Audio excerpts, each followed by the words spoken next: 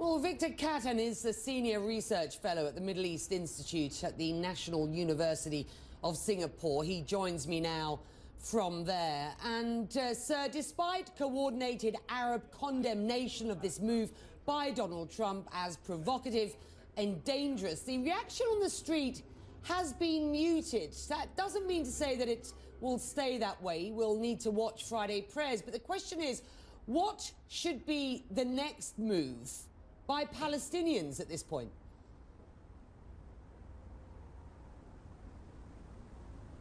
Well, the Palestinians have, 8 members of the UN Security Council have called an emergency meeting. The Security Council tomorrow. There's been emergency summits called at the Organization of Islamic Cooperation and at the Arab League. Palestinians have been speaking out to news media. So they're making their position clear that they see this move by President Trump as prejudging the final status of Jerusalem as a shared capital to be negotiated by the Israelis and Palestinians directly.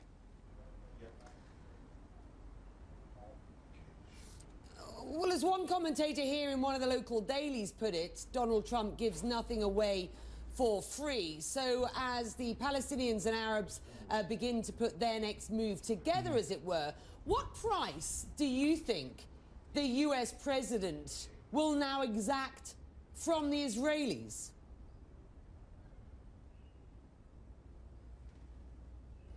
Well, one hopes that the price he might exact is perhaps a recognition that the Palestinians have a claim to East Jerusalem.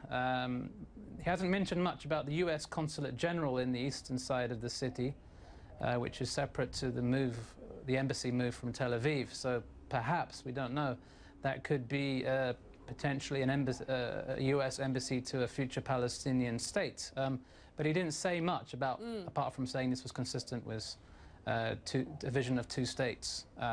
So that leaves some room for future talks, but unless he comes out quickly and makes that clear, it doesn't look too good.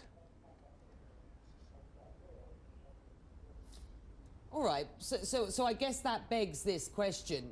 When the dust settles, does this recognition of reality, as Donald Trump put it, provide scope for Middle East peace, despite the naysayers insisting the peace process is dead and buried?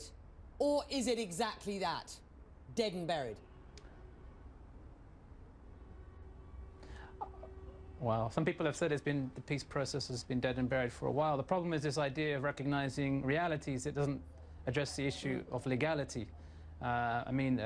Israel's status in East Jerusalem is not different to the Golan Heights or Russia's status in Crimea or other trouble spots around the world. So if one is just talking about the reality of power of big states controlling territory, then by recognizing this could cause problems. It's not just in the Middle East, but also in other parts of the world, which is why everyone is calling for a negotiated settlement, bearing in mind that East Jerusalem, the UN Security Council has been very clear about the status of East Jerusalem, most recently last December, when it called for no changes to the 1967 borders, which is binding on all members of the United Nations, including the US.